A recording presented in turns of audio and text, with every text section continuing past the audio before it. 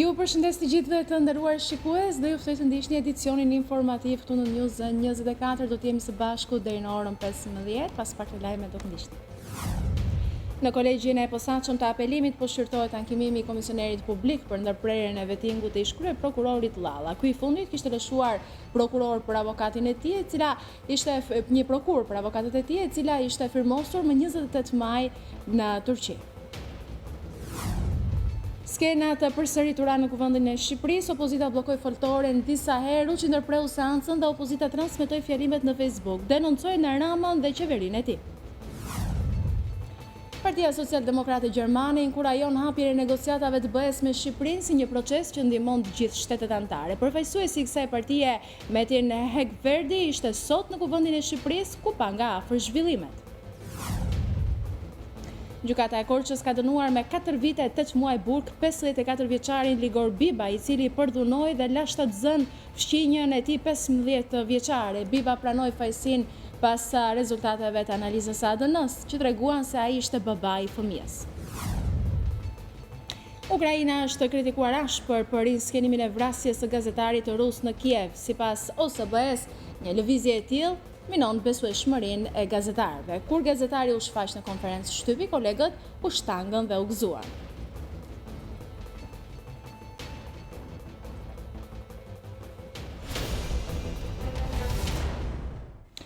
Vjojmë mëgjërësisht me lajmet, ish kryeprokurori Adriatik Llalla nuk i ka mbyllur hesapet me vettingun. Kolegji i posaçëm i apelimit ka nisur prej orës 10 seancën për shqyrtimin e ankimimit të komisionerit publik që nuk ka pranuar vendimin e KPK-s për të ndërprer procesin e vettingut për ish kryeprokurorin Llalla. Ish kryeprokurori përfaqësohet në seancë nga avokati Sokol Hazizaj, për të cilin kishte lëshuar një prokuror më 28 maj në Turqi. Trupa gjykuese ka vendosur të marrë si provë dorëheqjen e Llallës si prokuror në vitin 2008 dhe urdhrin e largimit nga detyra të prokurorit të përgjithshëm në dhjetor të vitit 2017. Procesi i vettingut ndaj Llallës u ndërprer pas dorëheqjes së tij nga e drejta për t'u emëruar gjyqtar apeli dhe rrjedhimisht nga i gjithë sistemi i drejtësisë.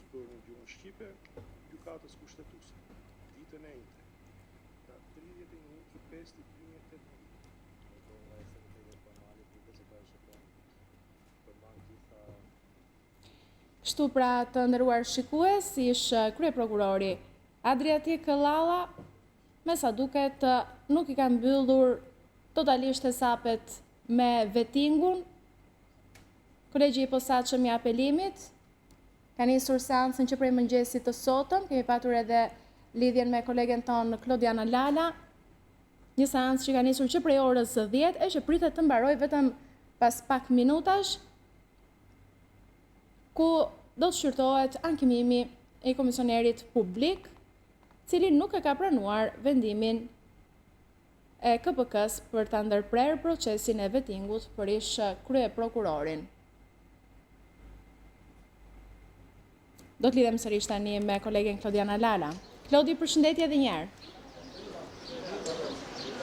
Përshëndetje sërish Senata, kolegji i posaçëm i apelimit nuk mundi të marrë dot një vendim nëse do të prish vendimin e KPK-s për ndërprerjen e procesit të rivlerësimit për Adriatik Llallën, pra thënë shkurt, nëse ai do të nënshtrohet ose jo procesit të vettingut, për shkak se ky proces u ndërprer pasi zoti Llalla vendosi të heqë dorë nga e drejta për t'u emëruar gjykatës në apel.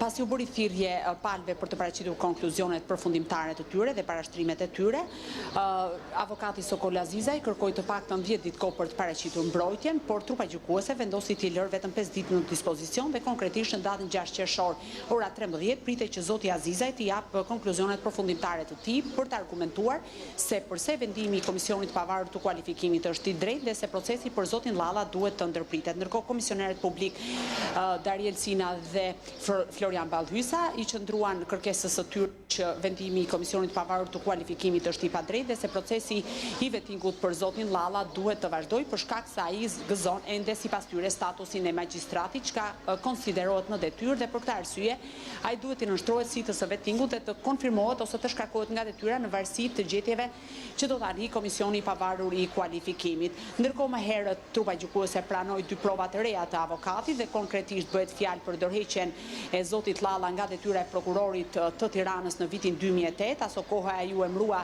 inspektori i përgjithshëm i Inspektoratit të Lartë të Kontrollit dhe Deklarimit të Pasurive dhe nga ana tjetër u pranua si provë re edhe urdhri i Kuventit të Shqipërisë për largimin nga detyra e zotit Llalla në vitin 2017 si prokuror i përgjithshëm për faktin se Kuventi në dhjetor të vitit kaluar zgjodhi caktoi si prokurore të përgjithshme të përkohshme zonjën Arta Marku.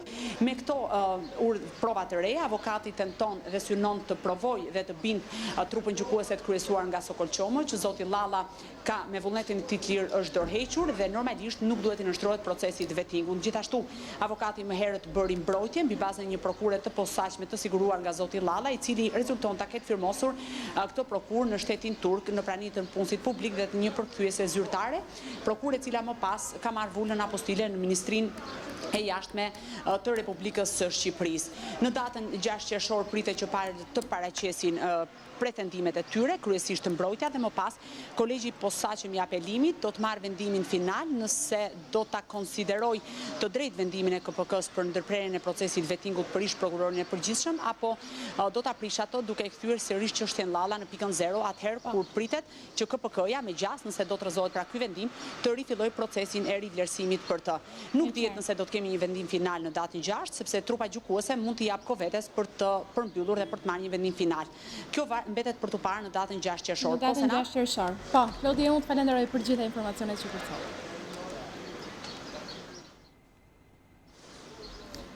Seanca e sotme parlamentare u zhvillua në kaos të plotë, ashtu sikurse vepruan në seancën e kaluar, deputetë e opozitës bllokuan disa herë foltoren, duke detyruar kështu kryetarin Ruçi të ndërpriste seancën 3 herë me radhë. Në pamundësi për të vijuar zhvillimin normal të seancës, Ruçi hodhi në votim projekt ligjet e ditës, të cilat u miratuan vetëm me votat e mazhorancës, ndërkohë që ligjvënësit e opozitës mbanin të bllokuar foltoren dhe transmetonin live nga Facebooku fjalimet e tyre. Në përfundim të votimit, kryeparlamentari Ruçi mbylli seancën dhe deputetët e mazhorancës u larguan nga salla, ndërsa deputetët e opozitës qëndruan në kuvend dhe vijuan fjalimet nga Facebooku. PDLS-i akuzuan qeverinë për bojkotim të parlamentit, kërkuan largimin e Fatmir Xhafajt, madje shkuan edhe më tej duke thënë se mazhoranca po e shtyn vendin drejt një konflikti social. Me urdhër të Ramës, drejtori i policisë tentoi të shantazhonte mjekët për të ndryshuar raportin mjekësor. Ndërkohë, po nga zyra. Faleminderit zotje. Faleminderit mbërë. Ullën e zotëri. Sigurisht që ky është një ritual i përdorur edhe në seancat e mparshme. Dhe pritet seanca. Sot daku i ka ardhur ke ministrat. Të parët janë ministrat e brendshëm. Tjerë do vazhdojnë më pas. Zoti Palokat ka mbaruar koha, ju lutem uluni. Zoti Paloka uluni. Me sa duket u vajti ora Facebookut, atëherë ndëpritet seanca gjyqësore. Mund të vazhdoni me Facebook. Skenari juaj është i qartë që duani të merrni peng seancën. Nuk mund të realizoni. Ndëpritet seanca, mediat dal jashtë. Dje sekretari i shtetit Pompeo në fjalën e tij u shpreh: kur shtypet liria e fjalës dhe pengohen protestat demokratike, vendi shkon drejt konfliktit. Ju po e çoni Shqipërinë me këtë sjellje, me këtë mënyrë qeverisje, me këtë model të rilindjes drejt konfliktit social. Është e turpshme të bllokosh seancën e kuvendit kur sot miratohet marrëveshja e radhës me KVV-n për investimin e rrjetit të transmetimit energjisë Shqipëri-Kosovë. E keni bërë këtë kur ishe në qeveri Sali, e bllokove sa munde pavarësinë energjetike të Kosovës. Nuk mund ta bllokosh sot, sot ne do ta votojmë marrëveshjen me KFV-n. Shqiptarët nuk duan fjalë, shqiptarët duan vepra. Votoni sepse në secilën prej zonave nga ku keni ardhur, mezi presin investime në rrjetin Vaditës. Mbyllet votimi 75 vota pro, asnjë kundër, asnjë abstenim. Këtu mbyllet seanca e ditës së sotme, seanca tjetër do të njoftohet. Faleminderit. Gjafën vetë për para negociatave, Tahirin dhe Gjafën, vend Geronin dhe Habilaj. A mund të imagjinoni ju të bëj lobbying në vendin më skeptik për hapin negociatave, që është Holanda? Prandaj dhe thash, jo 18-ta, as 19-ta, as 20-ta, nuk hapen negociata. Nuk të hap njëri negociata kur ke kryer grusht makabër shteti, ke marrë pushtetin e gjykatës kushtetuese, ke shtruar drejtësinë në një deg ekzekutivi. Edi Rama nuk ka kuptuar akoma që momentet e tij janë drejt fundit. Nuk ka më asnjëri që ta mbrojë atë. Ndihet ndoshta më i fortë për shkak të kriminalëve që ka rreth vetes tij, por nuk kupton një gjë tjetër që shqiptarët nuk i blen dot. Parlamenti, me thënë të drejtën, është i qetë, sepse të gjithë përfaqësuesit dhe ambasadorët e krimit organizuar në këtë sallë kanë dalë jashtë, por kjo nuk do të thotë që misioni ynë është vetëm këtu në këtë foltore. Partia Social-Demokrate Gjermane inkurajon hapjen e negociatave të Bashkimit Evropian me Shqipërinë si një proces që ndihmon jo vetëm vendin tonë, por të gjithë shtetet anëtare. Përfaqësuesi i kësaj partie, Metin Hagverdi, ishte sot në Kuvendin e Shqipërisë. Partia Social-Demokrate Gjermane është një mbështetëse e madhe e procesit të zgjerimit më teshëm të Bashkimit Evropian, por ajo që është më e rëndësishme për ne, Social-Demokratët Gjerman mbështesin hapjen e negociatave me Shqipërinë dhe një vendim pozitiv të Këshillit Evropian më 28 qershor. The two parties, sister parties, having the same opinion on the enlargement process of the European Union. Dy partit motra kanë të njëjtin mendim për zgjerimin. Dëshirojmë të kemi progres të muajit dhe me shpresë që muajin e ardhshëm do të merret vendimi i madh që nuk është vetëm për Shqipërinë, por për gjithë Bashkimin Evropian. Jemi dakord për këtë proces dhe kështu kemi qenë prekosh. Partia Social-Demokrate në Gjermani ka këmbgulur gjithnjë në procesin e zgjerimit, antarësimin e Shqipërisë, dhe kjo nuk është vetëm në favor të Shqipërisë, por edhe të Bashkimit Evropian. Është në favor të gjithëve nëse veprohet ashtu siç duhet. Do të bëjmë gjithçka që duhet që gjërat të ndodhin në fund të muajit tjetër, ndërkohë që progresi do të bëhet në të ardhmen. Thank you.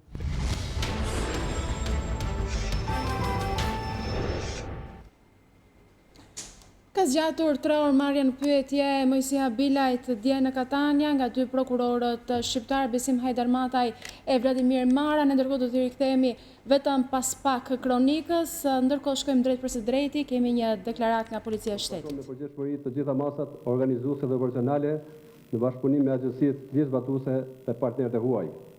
Në zbatim të këtyre masave në të gjithë vendin prej muajit janar deri në fund të majit janë ushtruar kontrolle intensive për të parandaluar, evidentuar dhe goditur kultivimin e bimëve narkotike, si dhe për të quar para drejtësisë autorët e kësaj veprimtarie antiligjore.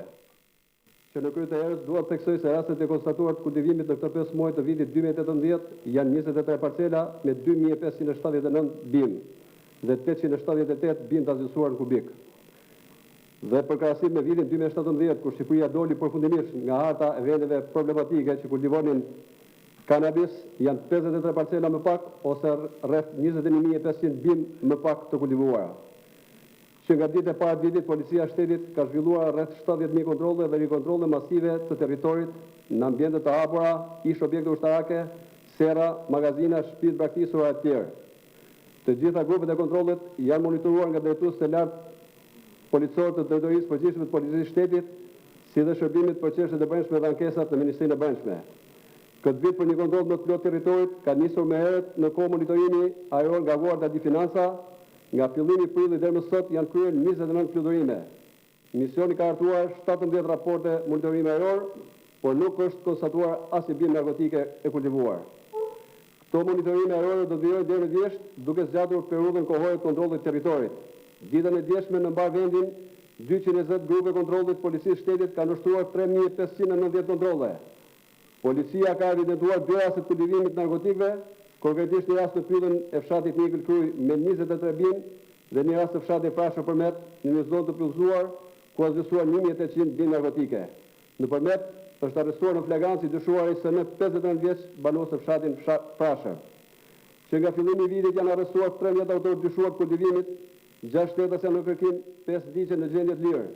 Gjithashtu policia e shtetit ka proceduar penalisht 4 persona, administratorë të njësive administrative dhe inspektor të shërbimit pyjor për veprat penale, shpërdorim detyre dhe moskallëzim krimi. Në 15 raste policia ka zbuluar dhe sekuestruar 21.000 para kanabis, duke dhënë para ligjit personat përgjegjës. Policia e shtetit në zbatim të planit kombëtar anti-kanabis ka bashkëpunim konstant me agjencitë e zbatimit ligjit të vend, si dhe vjen shkërbimin e informacionit me partner për goditjen e tentativave të implikimit grupeve kriminale që operojnë jashtë Shqipërisë në këtë aktivitet kriminal. Në drejtorinë e përgjithshme të policisë shtetit është funksional sistemi digital gris narkotik për monitorimin e gjithë territorit. Duke përfunduar nga kredali publike, dua të shpreh një vlerësim për punën e gjithë grave dhe burrave të policisë shtetit që janë angazhuar në këtë luftë kundër kultivimit të narkotikëve dhe gjithashtu duke shpreh angazhimin me gjithë punët dhe vështirësitë e lodhën që ka ky proces. Një vlerësim dhe për punën në tërësi të pushtetit vendor dhe strukturave të tjera shtetërore bashkëpunuese në këtë luftë. Kontributi i partnerëve tanë është i çmuar, ku veçoj misionin e Guarda di Financës. Gjithashtu vlerësojmë mbështetjen e opinionit gjerë publik ndaj punës policisë shtetit për goditjen e këtij fenomeni. Këtë betejë do ta fitojmë të gjithë së bashku për të ndërtuar një ardhmje më të mirë dhe një Shqipëri më të sigurt. Faleminderit.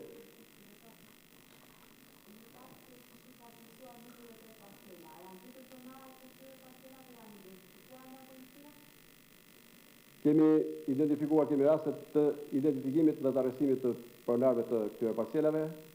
Vazhdon puna për identifikimin e pronarëve të atyre të cilët nuk janë identifikuar, kur bëhet fjalë për prona kur parcela të cilat janë në përgjithësi të shtetasve. Vazhdon puna njëkohësisht edhe për identifikimin e parcelave të cilat janë në ambiente publike.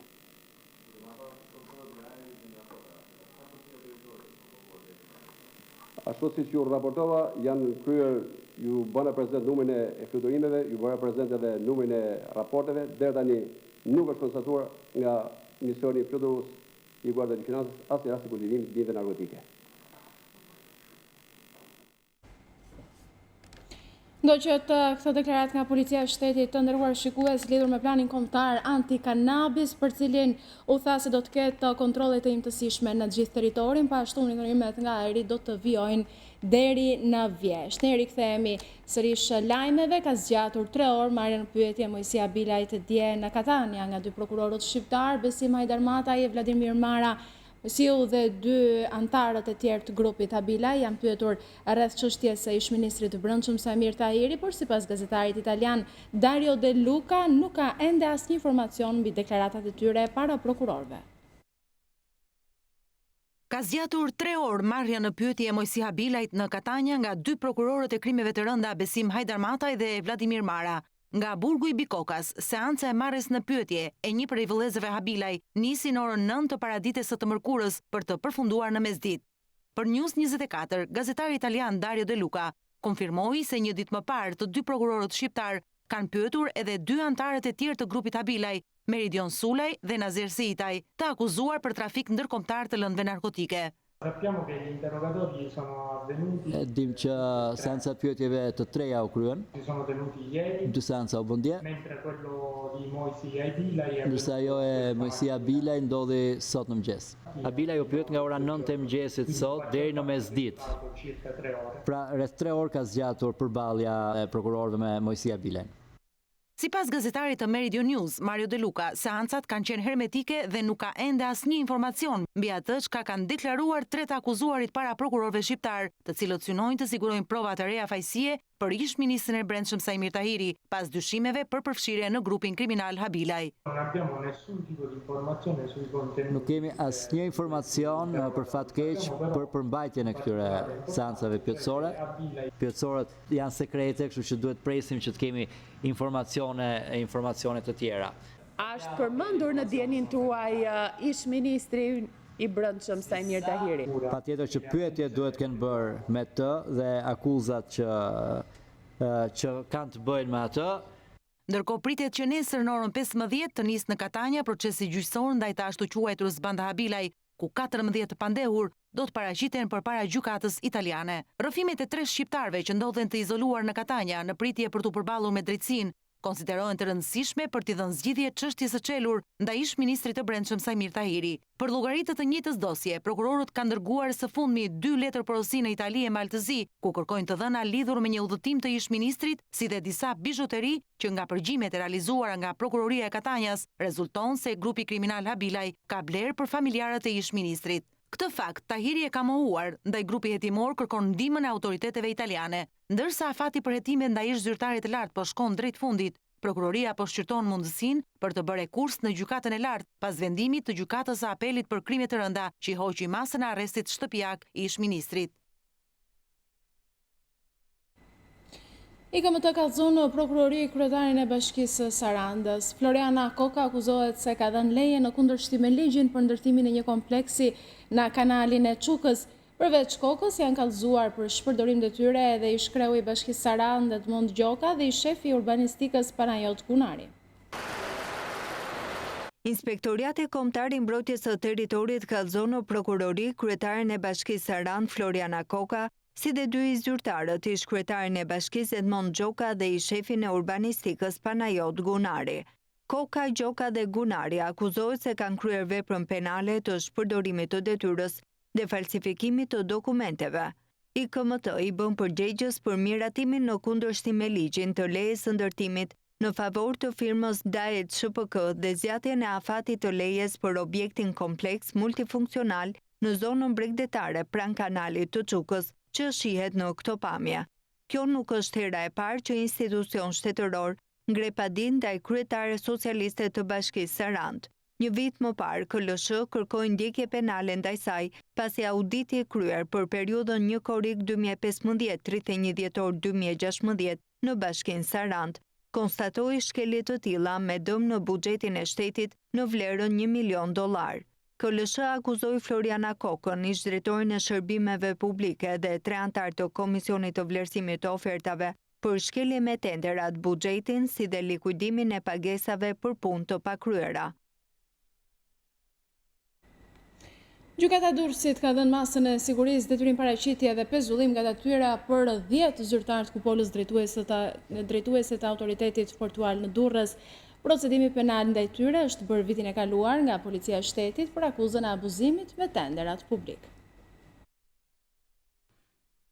10 zyrtarë të kupolës drejtuese të portit të Durrësit të proceduar penalisht një vit më parë kanë përfunduar në gjyq për shpërdorim detyre dhe abuzime me tenderat publik. Policia e Shtetit në bashkëpunim me prokurorinë e këtij rrethi ka ekzekutuar vendimet e gjykatës mbi 10 zyrtarët e autoritetit portual të Durrësit. Bëhet fjalë për ish drejtorin e përgjithshëm Aleksandër Lipivani, drejtorin e burimeve njerëzore Auert Kokën, Shefqet Xhixhën, ish zëvendës drejtorin e sigurisë, 4 juristë të sektorit të prokurimeve publike në port, 2 ekonomistë të këtij institucioni, si dhe 1 inxhinier mekanik. Procedimi penal ndaj 10 zyrtarëve është bërë vitin e kaluar për shkelje të ligjit në zhvillimin e tenderave publik për blerje automjeti, autoambulancë dhe mjeti zjarfikës. Sipas policisë, ekspertimi i kryer në lidhje me ofertat e paraqitura për 3 lote të tenderit ka dokumentuar se ofertat nuk ishin të rregullta dhe janë hartuar nga i njëjti operator ekonomik, ndërsa në lotet për blerjen e mjeteve autoambulancë dhe zjarfikës rezulton se mungojnë pajisjet shtesë dhe shpëtuese kundër zjarrit. Hetimi ka provuar gjithashtu se edhe kërkesa për këto mjete ishte e pa argumentuar dhe përcaktimi i fondit për blerjen e tyre nuk ishte kompetencë e këtyre drejtorive. Për pjesën më të madhe të akuzuarve, gjykata e Durrësit ka dhënë masën e sigurisë, detyrim paraqitje dhe pezullimin nga detyrat të tyre, ndërkohë që vijon puna për identifikimin e zyrtarëve dhe personave të tjerë të përfshirë në këtë aktivitet kriminal. Gjykata e Tiranës është në dilemë nëse është ajo kompetente për të shqyrtuar dosjen e Fadil Kasemit, biznesmenit që vrau ish gruan gjykatëse mesditën e 31 gushtit të 2017-s. Pyetjes që shqetëson trupin gjykues pritet t'i japë zgjidhje gjykata e lartë, të cilës janë drejtuar për këtë mendim. Derisa të shprehet gjykata supreme ndaj Fadil Kasemit, nuk mund të merret vendim. Ndryshimet ligjore në kuadër të reformës në drejtësi që po lexohen ndryshe nga gjykatësit, po bëhen shkak për zvarritje të mjaft dosjeve të rëndësishme. Njëra prej tyre është ajo e Fadil Kasemit, biznesmeni që ekzekutoi ish bashkëshorten gjykatëse Fildes Hafizi më 31 gusht 2017. Gjykata e Tiranës, e cila kishte në duar këtë çështje, vendosi t'i kërkojë mendim gjykatës së lartë, nëse është ose jo kompetente për ta shqyrtuar. Kjo për faktin se gjendet përballë dy vendimeve të gjykatës së lartë që nuk i japin zgjidhje çështjes së kompetencës.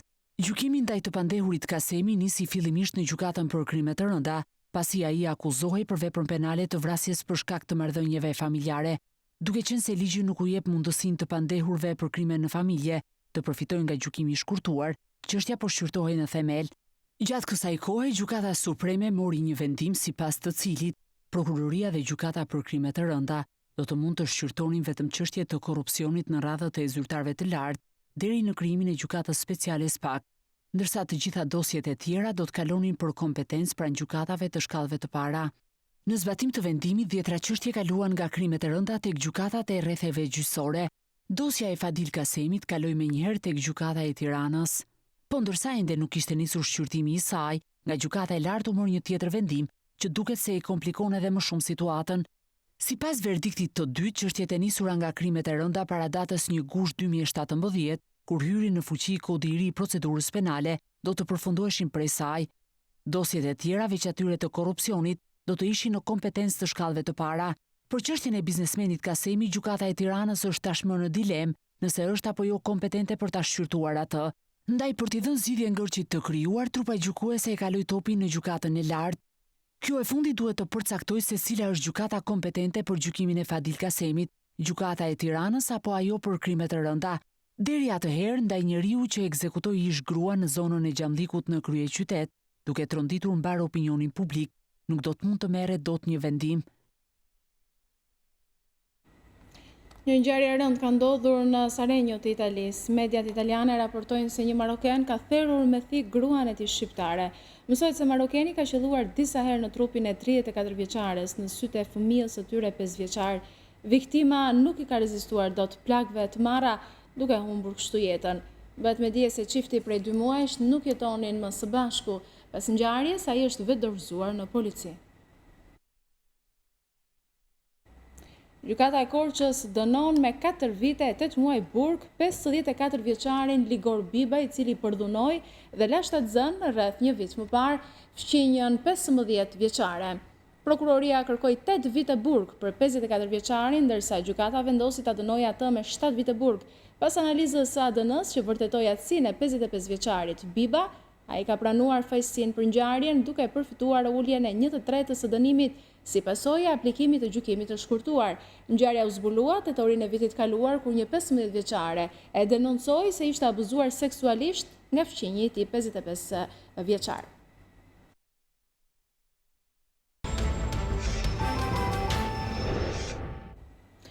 Kthehemi me lajmet. Kancelari austriak Sebastian Kurz thekson nevojën që të blindohen kufijtë e Shqipërisë për të shmangur emigracionin ilegal. Në takimin me kryeministrin Rama në Vjenë, Kurz u shpreh se Shqipëria meriton çeljen e negociatave, por nuk mund të japë një përgjigje të qartë nëse kjo do të ndodhë në muajin qershor. Kur Shqipëria është me syt nga BE në pritje të çeljes së negociatave, llogarit tani nuk bëhen më me muaj, por me ditë. Kryeministri Edi Rama ka udhëtuar drejt Austrisë me qëllim për të marrë një reagim pozitiv nga homologu Sebastian Kurz, por deklaratat e këtij të fundit brenda kishin mbështetje, por jo një përgjigje të ndarë. Do ta shohim këtë gjë, nuk mund t'ju jap një përgjigje të qartë apo siguri, siç e tha edhe kryeministri, ka disa shtete në Bashkimin Evropian që për disa probleme të brendshme që ata kanë, ua bën të vështirë vendimarrjen. Shqipëria ka bërë shumë në rrugën e integrimit në këto vite dhe negociatat janë drejt një rruge të mbar, por nuk di t'ju them se kur do të merret ky vendim. Komisioni e ka thënë fjalën e tij dhe kjo vlen. Shqipëria e meriton. E ka marrë me merit këtë rekomandim pozitiv të pakurzuar në Komisionin Evropian. Por çfarë mund të quhet si kusht apo kërkesë nga vjena zyrtare për Shqipërinë është bllokimi i shtigjeve të reja të emigrantëve të palishëm. Nga një vit në tjetrin problemet me kufirin po rriten dhe prandaj ne na duhet siguria e kufive dhe këtë ta zhvillojmë në nivel evropian. Ndaj me Shqipërinë do të bashkëpunojmë në formë bilaterale ku kanë nisur shkëmbimet e informacioneve në nivel ekspertësh. Janar-maj të vitit kaluar kemi pasur 162 emigrantë të parregullt. Në janar-maj flasim, numri i tyre është 2311. Është e domosdoshme që të mos përsëriten gabimet e vitit 2015. Në konferencën e përbashkët, kreu i ekzekutivit shqiptar përfshiu dhe presidentin e Serbisë Aleksandar Vučić, duke risjellë në vëmendje projektin për tregun e përbashkët ekonomik për Ballkanin Perëndimor dhe për këtë kërkoi dhe mbështetjen e Austrisë. Fatmir Xhafaj ka marrë garanci nga FBI-ja se në audiopërgjimin e publikuar nga Partia Demokratike nuk është i vëllai. Deklarata erdhi nga Spartak Ngjela në emisionin Politika Online të Marcela Karapanços. Ai shtoi se ditën e protestës, ekspertët e FBI-s ishin edhe brenda Ministrisë së Brendshme. Në emisionin Politika Online nga gazetarja Marcela Karapanço në GSH.al, këtë të mërkur ishte i ftuar avokati Spartak Ngjela, duke folur për audiopërgjimin ku sipas Partisë Demokratike është i përfshirë vëllai i ministrit të Brendshëm. Ngjela thotë se FBI ka dhënë garanci Fatmir Xhafës për autenticitetin e audios dhe ndaj ai sfidoi Bashën me dorëheqje. Sipas burimeve të mia, Amerika ka një vesh gjigant në Europë. Jam i bindur që kishte gjithë garanci sepse e ka dhënë FBI-ja ose shërbimet e mëdha amerikane i kanë thënë që nuk është zëriti. Natyrisht që e kontrollonin brenda ditës. E kontrolluan dhe nxorën Ramën, Rama priste eliminimin e Xhafës. Po çfarë? Doli i vrar, tha laboratori që kemi quar, se nuk ka sepse si do thoshte këto që them unë, tha që nuk është zëriti, absolutisht që nuk është zëriti. Lidhur me protestën e 26 maj të opozitës së bashkuar, Ngjela tha se Xhafaj qëndroi në zyrë në ministri, atje ku sipas tij kishte edhe ekspert të FBI-s. Vajtet të Ministria e Brendshme. Ministria e Brendshme është me ekspert ndërkombëtar brenda. Ku do vinin këta të krijonin pension amerikan dhe arrestonin tërë? Me Bashë, me gjithë. Po çka kujtohet? Ata e dinë që është atje. Ose nëse se kanë dyetur e kanë thënë telefon. A tha ju, yes sir, a pesi shkoj me hap Leleku dhe i ndaloj. Si shkoj Befas dhe i ndaloj? Çfarë ndodhte nëse do kishin mësyrë protestuesit? Nuk mësyrën do të sa ta ishin të mbrojtur nga brenda. Do ktheheshin me frikë. Ndërsa për ish-ministrin tjetër të Brendshëm Sajmir Tahiri dhe reagimin e ambasadorit amerikan Donald Lu për presionin mbi drejtësinë, Spartak Ngjela thotë se të vërtetën do ta nxjerrë SPAK-u, institucioni i reformës në drejtësi që pritet të ngrihet. Në pretendimet e PD-s është edhe neni 400. Nisin procedurat për azil për Albert Veliu nga ana autoriteteve të Kosovës. Burime nga Ministria e Punëve të Brendshme të Kosovës kanë konfirmuar për zërin e Amerikës se Veliu, i njohur si dëshmitar X në audiopërgjimin e Partisë Demokratike, ka kërkuar azil me motivin se në Shqipëri kërcënohet jeta. Të njëjtat burime kanë shpjeguar se do të konsultohen edhe me autoritetet e Shqipërisë para çdo vendimi, ndërsa kanë theksuar se do të respektohen të gjitha procedurat për azil për 51 vjeçarin Veliu, i cili ka deklaruar se ka biseduar me vllain e ministrit të Brendshëm Fatmir Xhafaj për të siguruar prej tij kalimin në Itali të një sasie marijuane pak ditë më parë, u ndalua nga policia e Kosovës së bashku me të birin në ndyshimet se ai kishte hyri legalisht në territorin e saj. Forumi Rinor i Partisë Demokratike dhe Lëvizja Rinore për Integrim protestoi sërish këtë të martë para Ministrisë së Brendshme duke kërkuar dorëheqjen e ministrit Fatmir Xhafaj. Kjo është protesta e dytë e tyre, ndërsa deklarojnë se do të vijojnë tubimet deri në largimin e ministrit të Brendshëm. Ndërkohë, policia e Tiranës ka proceduar përfaqësuesit e Forumit Rinor të Partisë Demokratike dhe Lëvizjes Socialiste për Integrim për organizimin e protestës së të martës, pasi akuzohen për organizim dhe pjesëmarrje në grumbullime të palishme. Soy el fuego que arde tu piel, soy el agua que mata tu sed, el castigo.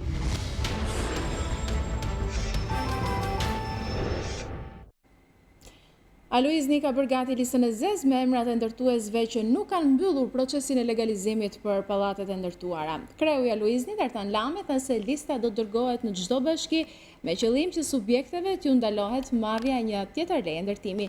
Gjithashtu lista do të shkojë edhe në disa institucione të tjera për të ndëshkuar kështu ndërtuesit abuzues. Ndërtuesit të cilët kanë të palegalizuara pallate nuk do të marrin të tjera leje ndërtimi. Kreu i Aloiznit, Artan Lame, tha se një listë me emrat e ndërtuesve që kanë braktisur objektet e tyre do të shkojnë në drejtoritë e tatimeve, bashkitë dhe Agjencinë e Zhvillimit të Territorit për t'i penalizuar këto subjekte.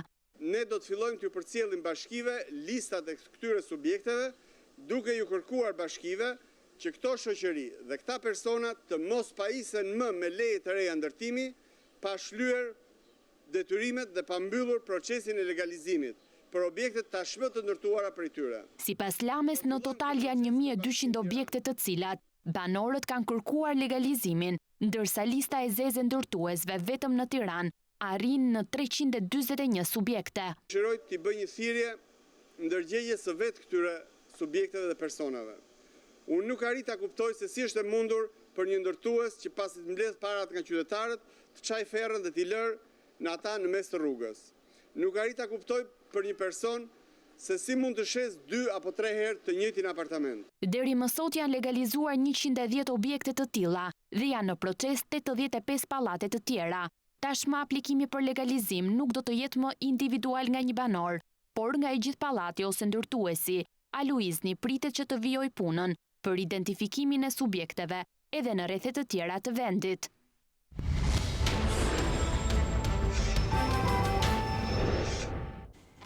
Dy profesor gjerman, të cilët po kryen një studim mbi industrinë shqiptare, vizituan fabrikën e birës Korça. Ata vlerësuan teknologjinë me të cilën prodhohet bira Korça dhe cilësinë e saj, që sipas tyre vështirë që gjendet edhe në tregun gjerman. Ecuria dhe investimi i suksesshëm në kompleksin e bira Korçës ka tërhequr një grup profesorësh nga Universiteti i Würzburgut në Gjermani. Ata po bëjnë një vizitë studimore në Shqipëri për të njohur me zhvillimet e industrisë shqiptare, si dhe markat më të njohura, ku bën pjesë edhe bira Korça. Profesorët vizituan nga afër fabrikën e birës Korça, ku njohen me proceset e prodhimit, duke nisur nga lënda e parë, dhoma e përpunimit, laboratorët e të tjerë, ata pan nga afër teknologjinë dhe cilësinë e produktit. Vili Arnold, profesor në Universitetin e Stuttgartit, shprehu fjalët më të mira për cilësinë e birës Korça, si dhe investimet e kryera në fabrikë. Well, it's really excellent. I like it. I like the taste. It's a little bit bitter. Për mua është një birë e shkëlqyer, është mjaft e shijshme dhe të bën që ta pëlqesh që herën e parë. Kam ardhur disa herë në Shqipëri, në Pogradec, dhe bira që kam zgjedhur për tavolinën time është bira Korça. Jam gjithashtu impresionuar nga investimi në këtë fabrikë. Duhet të them se shumë moderne, shumë e pastër dhe funksionale, mbartë dhe mjaft histori brenda saj. Ndërsa profesor Konrad Schlipak, profesor në Universitetin Qindravjeçar të Würzburgut, tha se bira Korça është simboli një cilësie të lartë, që vështirë ta gjesh edhe në tregun gjerman. Në ditët e sotme kemi një garë midis birave industriale për masat dhe bira tradicionale që kanë bërë histori, mbartin cilësi dhe janë të shëndetshme. Është e rëndësishme të mbështeten marka si bira Korça. Për fabrikën mund të them se është e mrekullueshme. Ajo bashkon elementet tradicionale me teknologjinë moderne, është mirë organizuar dhe e pastër.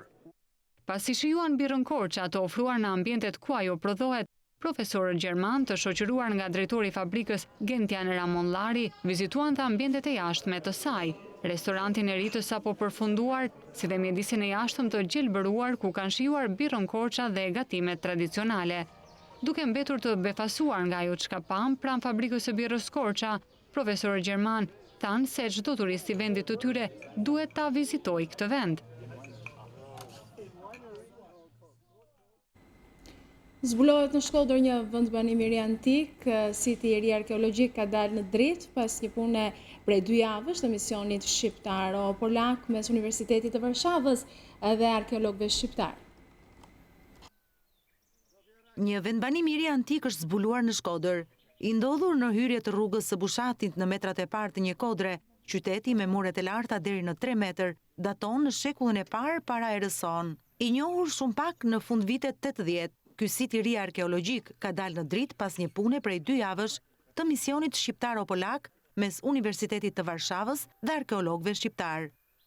Gjitha kjo vjen në kuadër të një kërkimi dhe gërmimi shkencor për sa i përket vendbanimeve dhe normalisht siteve arkeologjike në territorin e Shkodrës.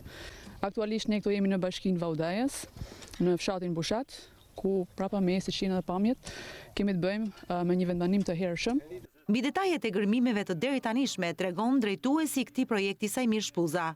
Bëhet fjalë për një sit që shtrihet në rreth 15 deri 20 hektarë nga llogaritjet që mund bëjmë në stadin e sotëm. Siç e shihni, siti ka një shtrihje shumë madhe dhe në diferencë niveli, nga maja që është 130-140 metra deri këtu ku jemi në 60 metra lartësi.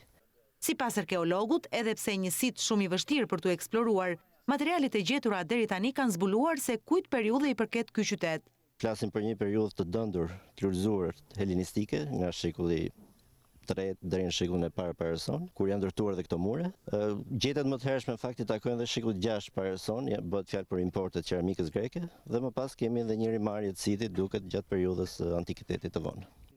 Pavarësisht e surisë së zbulimeve gjatë këtyre 2 javëve gërmime, profesori ček Piotr Dyscek thotë se është ende herët për të mësuar emrin e këtij qyteti antik. Of course is the problem the name of the ancient town. Sigurisht nuk e dim akoma emrin antik të këtij qyteti, por jemi të sigurt se bëhet fjalë për një qytet të panjohur deri më sot, për cilin shpresojmë në vitet e ardhshme të arrijmë të japim zgjidhje. Ky është viti i 8 i kërkimeve të projektit shqiptaro-polak në Shkodër dhe territorin përreth saj. Deri vitin e kaluar, gërmimet ishin fokusuar në zonën e Kalaz dhe Buzlumi Drin, ndërsa këtë vit grupi arkeologëve ka nisur punën në këtë vendbanim të Bushatit.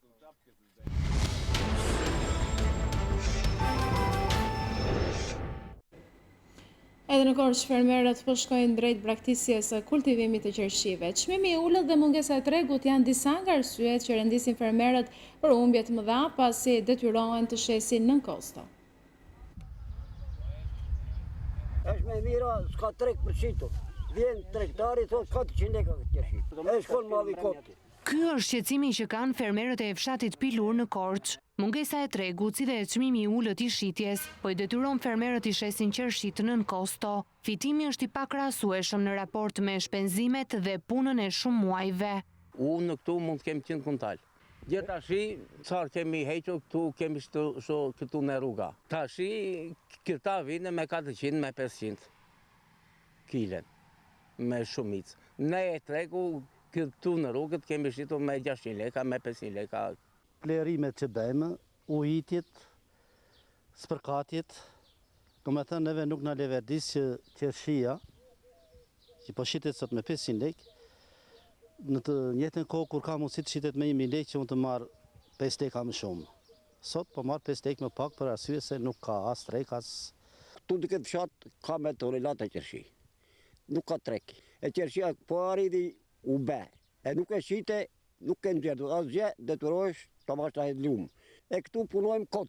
Mungesa e industrisë për punuese ka bërë që edhe këtë vit prodhimi i qershive të shkojë dëm. Nuk mungojnë edhe fermerët të cilët kanë hequr dorë nga kultivimi i kësaj kulture.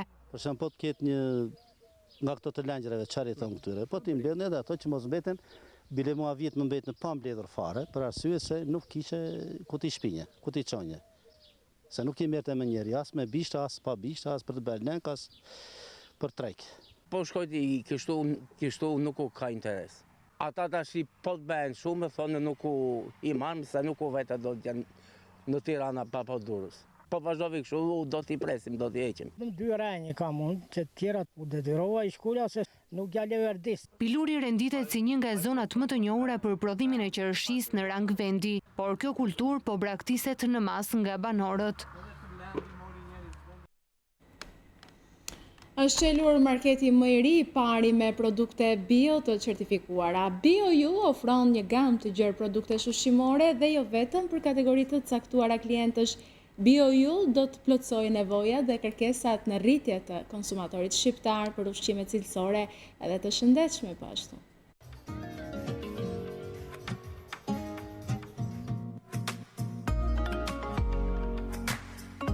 Është inauguruar supermarketi i parë bio në Shqipëri. Një gamë e gjerë produktesh bio, tashmë do të jenë pjesë e pandare ushqimeve në tavolinën tuaj. BioU është supermarketi më i ri, ku do të gjeni produkte specifike për kategoritë të caktuara klientësh, produkte pa gluten, pa laktozë, produkte për vegan, për vegetarian, antibakterike dhe antialergjike. Juri Kadiu, i cili ka qenë vetë frekuentuesi një marketi bio në Londër, me ardhjen e tij në Shqipëri, vuri re se ato produkte që konsumon të atje mungonin.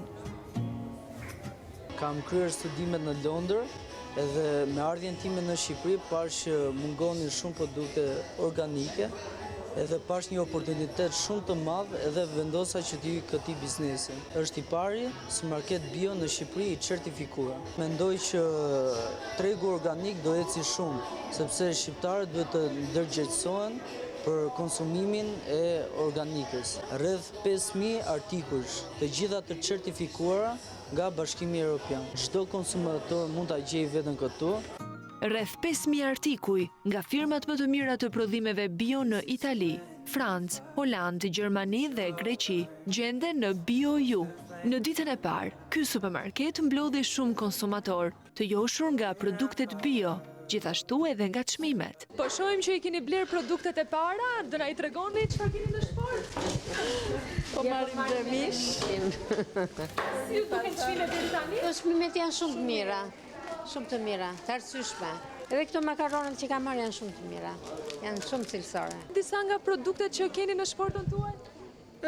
Tani në shportën time këta makarona, mora ca kosra, djathra, mjalt, si fillim. Në përgjithësi gjërat e përditshme. Si ju duken çmimet? Shiko, duke pas parasysh mallin të arsyeshme. Çmimet janë shumë të arsyeshme dhe produktet duhen shumë cilësore. Besoj se edhe kur të shijojmë do të jenë ashtu siç duken edhe në sy. Produktet bio janë shumë të rëndësishme dhe është me të vërtetë një investim shumë i mirë për të gjithë ata që kanë dëshirë të blejnë produktet bio. Kemi bler shumë gjëra të mira bio. Deri tani çmimet janë shumë të arsyeshme në krahasim me të tjerat bio që kemi parë në supermarketet e tjera. Verë, të kuqe, është bio. Çmimet janë në raport drejt cilësi me çmim, po është shumë cilësi e lartë. Bio. Është rësi, po është një gjë shumë e mirë për qytetin, për njerëzit. Qëllimi i vetëm i supermarketit BioU është të plotësojë nevojat dhe kërkesat në rritje të konsumatorit shqiptar për ushqime cilësore dhe sa më të shëndetshme.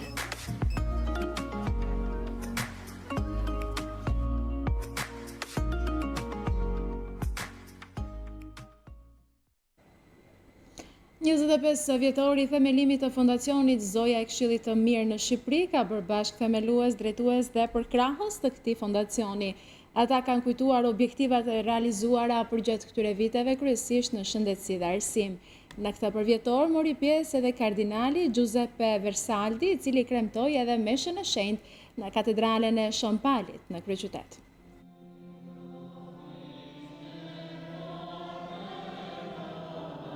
Misioni i Fondacionit Zoja e Këshillit të Mirë mbetet për kushtimin në edukim dhe shëndetësi. Në 25 vjetorin e themelimit të këtij fondacioni, mori pjesë edhe kardinali Giuseppe Versaldi, prefekti i Kongregatës së Vatikanit për edukimin katolik, i cili kremtoi edhe meshën e shenjtë, të mbajtur në katedralen e Shënpalit në Tiranë.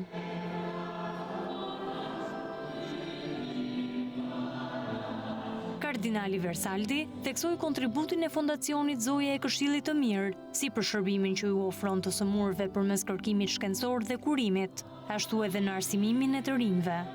L'università, la fondazione abbiano voluto intitolare. Universiteti dhe fondacioni janë quajtur Zoja e Këshillit të Mirë pasi ne jemi instrument që shpërndajmë besim dhe arsye.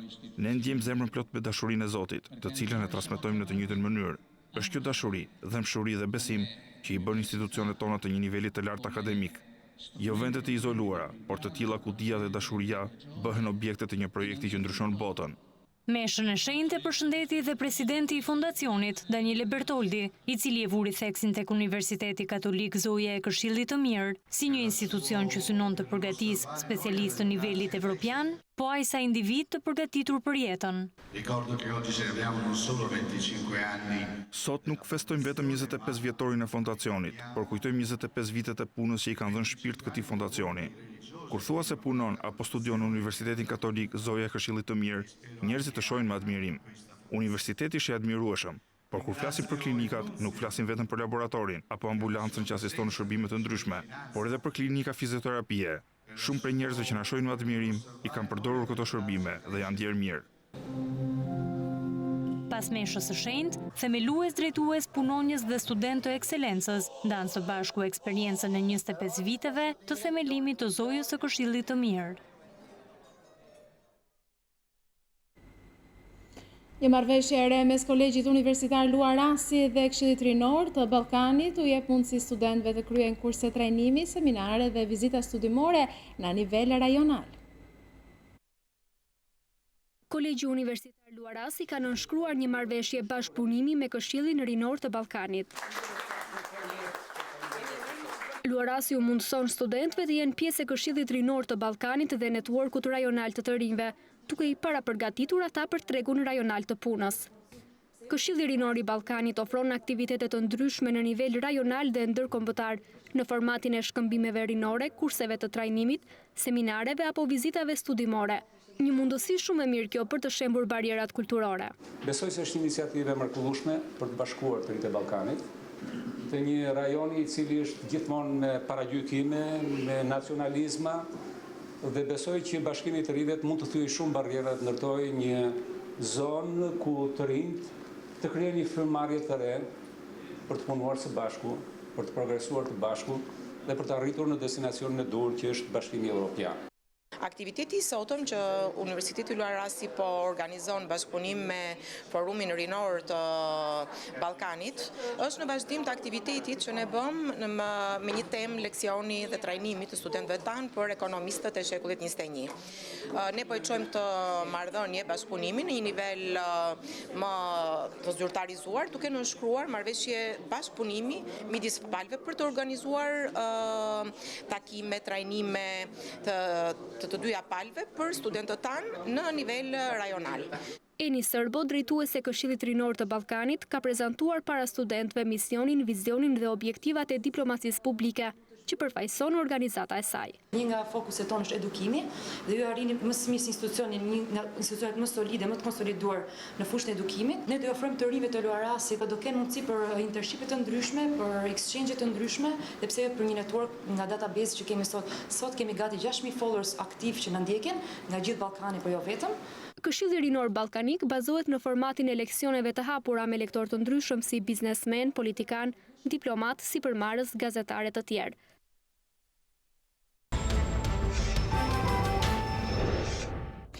Vjojmë me lajme të nderuar shikues, vjedhjet e bizneseve janë kthyer në një problem serioz në kryeqytet. Krahasuar me një vit më parë, ato kanë mësuar rritje, ndërsa vjedhjet e banesave kanë mësuar rënje. Më problematike situata paraqitet në zonat periferike të kryeqytetit. Vjedhjet e bizneseve janë kthyer në një problem serioz në kryeqytet. Krahasuar me një vit më parë ka pasur një rritje të vjedhjeve në biznese dhe një ulje të vjedhjeve në banesa. Për periudhën nga janari deri në prill në kryeqytet janë regjistruar 100 vjedhje, në krahasim me 164 që janë regjistruar në të njëjtën periudhë të një viti më parë. Rastet më të mëdha shënohen në periferi të kryeqytetit dhe në banesat private. Grabitjet kryesisht bëhen me thyerje gjatë natës, kur në biznese nuk ka punonjës. Më të shpeshta kanë qenë grabitjet e dyqaneve që tregtojnë pajisje elektronike dhe marketet. Jo të pakta rastet kanë qenë dhe tentativat për grabitje në exchange-eve. Rasti më i rënd i grabitjeve të shënuara në kryeqytet ka qenë ai ndodhur më 25 prill në një market në Kamës. Gjatë tentativës së grabitjes, Vladimir Kurti dhe Rushdi Hodo qelluan për vdekje. Agim Bucin dhe plagosën bashkëshorten e tij Ritën. E gjithë ngjarja ndodhi në sy të fëmijës së çiftit vetëm 6 vjeçar. Policia spanjolle ka arrestuar një grup prej 8 shqiptarësh të konsideruar si të specializuar në vjedhjet e vilave në Barcelonë. Prej grabitjes kishte rënë edhe futbollisti Luis Suarez. Grupi kriminal rekrutonte shtetas të tjerë shqiptar, i strehonte dhe më pas i përfshinte në grabitje. Shkatërohet banda e shqiptarëve e grabitës në Spanjë. Policia katalane se ka vënë në pranga të gjithë anëtarët e grupit, të cilët kishin kryer në total më shumë se 30 vjedhje banesash në Barcelonë. Pre grabitjes kishte rënë edhe futbollisti Luis Suarez. Sipas gazetës El País, 8 prej anëtarëve të grupit të konsideruar si hajdut të specializuar ishin shqiptar, 7 prej të cilëve kanë përfunduar në burg. Policia spanjolle ra në gjurmët e tyre që në muajin tetor pas denoncimeve për vjedhje të banesave të shtrenjta, kryesisht larg qendrës së qytetit. Sipas policisë, shqiptarët rekrutonin patriotët e tyre duke i strehuar dhe në këmbim u kërkonin të bëheshin pjesë e grabitjeve. Gazeta spanjolle shkrua ndër të tjera se për të realizuar grabitjet, ata përdornin makina të vjedhura apo ecnin edhe në këmbë për orë të tëra, duke u fshehur në pyll. Në fillim të këtij viti, shqiptarët arritën të hynin në vilën e yllit të Barcelonës Suarez, pa e ditur në fakt se ajo ishte shtëpia e tij, duke vjedhur një sasi bijuterish me vlerë. Një lokal veror me konstrukt druri është shkrumbruar totalisht nga zjarri në orët e para të mëngjesit të kësaj të mërkure në zonën e Ranës së Hedhun në Shëngjin. Lokali i djegur rezulton të jetë në pronësi të Pjetër Prelës, i cili denoncoi skandalin e tjetërsimit të pronave në këtë zonë që solli më pas edhe arrestimin e kryebashkiakut Frokaj dhe disa zyrtarëve të tjerë të institucioneve lokale. Nuk dihet nëse zjarri është vënë qëllimisht në lokal, por mësohet se roja ka thënë në polici se ka parë ekspresin e kafes duke nxjerrë tym. I kontaktuar nga News24, Prela ka thënë se nuk ka dieni se si mund të jetë të shkaktuar zjarri, ndërsa policia po heton për zbardhjen e plotë të ngjarjes. Qëllohet me breshëri Kallashnikovi në drejtim të një heci në Lapaj të Kukësit. Ngjarja u shënua në orët e para të mëngjesit, ndërsa transformatori në stacionit elektrik ka dalë jashtë funksioni si pasojë të shtënave me armëzjarri. Në vendin e ngjarjes janë sekuestruar 12 gëzhoja, ndërsa po hetohet për zbardhjen e ngjarjes dhe identifikimin e autorëve.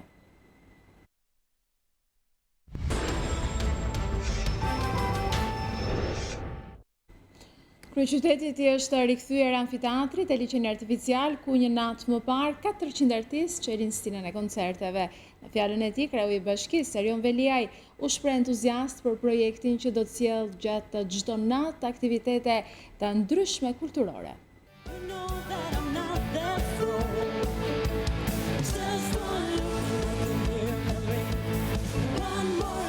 Liçeni artificial merr një tjetër dimension me rikthimin e teatrit veror, skena e të cilit çdo natë do të mirëpres publikun me festivale, koncerte, teatr, shfaqje cirku dhe kinema verore. Një natë më parë, 400 artistë u bën bashk, ndërsa tingujt e magjishëm të Ulen Cezarit, bandës frymore të forcave të armatosura, orkestrës së RTS-s, i dhanë jetë parku të liçenit artificial, ishtë ndruar tashmë në një pikë të rëndësishme kulturore argëtimi për qytetarët.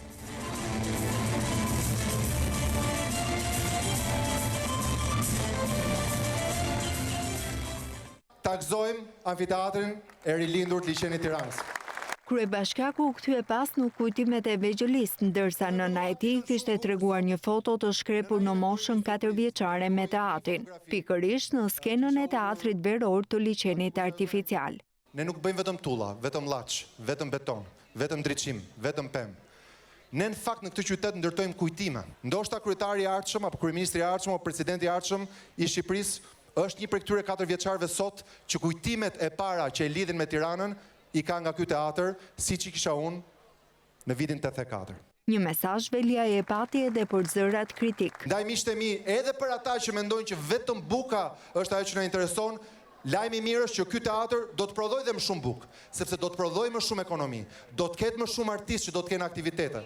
Për tyre do të gjenerohet turizmi në Tiranë. Dhe në fakt, duam apo s'duam, edhe kjo kontribon në një Tiranë më moderne, me një ekonomi më të fortë edhe me më shumë para në qarkullim prej gjithë këtyre aktiviteteve që do të zhvillohen këtu.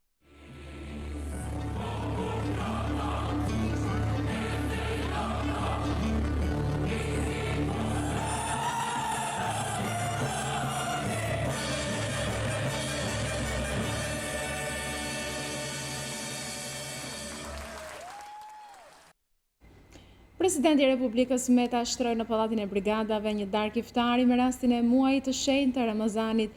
Kreu i shtetit, duke u ndalur të integrimi në Bashkimin Evropian, theksoi se identiteti ynë kombëtar, fetar e shoqëror është dhe mbetet identitet thellësisht evropian. Si çdo festë fetare tek ne, muaji i Ramazanit është një mundësi në të cilën shqiptarët shprehin vlerësimin ndaj Zotit, si dhe vllazërimin, mirëkuptimin dhe harmoninë ndërfetare që ekziston në Shqipëri. Koha ka treguar se toleranca te shqiptarët është jo vetëm fetare dhe gjuhësore, por edhe tipar i sjelljes ndaj popujve të tjerë. Ajo është trashëguar dhe konsoliduar në kohë. Ne jemi të vetëdijshëm se kjo tolerancë duhet ruajtur kultivuar vazhdimisht. Është detyra jonë të investojmë gjithnjë më shumë të ardhmen për harmoninë fetare të vendit tonë. Të nderuar të ftuar, modeli shqiptar i harmonisë ndërfetare përbën një kontribut dhe merr një vlerë të shtuar në sfidën globale mbi nevojën e mirëkuptimit dhe bashkëjetesës së kulturave dhe qytetërimeve të ndryshme. Shqipëria përfaqëson një vend me besime të ndryshme fetare, ku të gjithë faktorët politike shoqëror, përfshirë dhe bashkësitë fetare, janë përkrahas të fuqishëm të integrimit të vendit në Bashkimin Evropian. Ky fakt dëshmon edhe më shumë se identiteti ynë kombëtar, fetar e shoqëror është dhe mbetet identitet thellësisht evropian. 200 motoristë italianë me Vespa, të cilët kanë ndërmarrë një tur ballkanik, janë dalur në qytetin e Vlorës këtë të mërkur. Me synimin për të promovuar turizmin, motoristët do të përshkojnë disa zona në vendin tonë. Të përshkosh Shqipërinë me një Vespa është ky udhëtimi turistik i 200 motoristëve italian, të cilët janë dalur në qytetin e Vlorës. Me motorët e tyre Vespa, prodhime të viteve 70-80, motoristët përshkuan Kroacin, Malin e Zi dhe këtë të mërkurë ndalën në teritorin shqiptar. Qëllimi tyre është të përshkojnë Shqipërinë duke promovuar turizmin në vendin tonë. Kanë zgjedhur këtë herë që të kalojnë për herë të parë në Bashkinë e Vlorës. Ju dash mirëseardhjen, ju vulosa disa prej tyre pasaportën e rrugëtimit për t'i uruar një qëndrim të mbarë në Vlorë, për t'i thënë mirë se të vinë gjithë motoristëve që duan të kalojnë nga ky qytet në verën që vjen dhe në sezonin turistik dhe për të pasur një rrugëtim të mbarë brenda Shqipërisë. Udhëtimi i motoristëve vijoi për gjatë rivierës shqiptare në Sarand dhe më pas në Greqi. Dhe me këtë lajm ne kemi mbritur në fund të edicionit informativ të nderuar shikues. Për më gjërë, ju mund të klikoni gjithmonë në balkanweb.com, aty gjithashtu mund të shfletoni online gazetën shqiptare, të dëgjoni radion shqiptare edhe të shikoni live News 24 duke klikuar mbi live stream. Faleminderit që na ndoshët.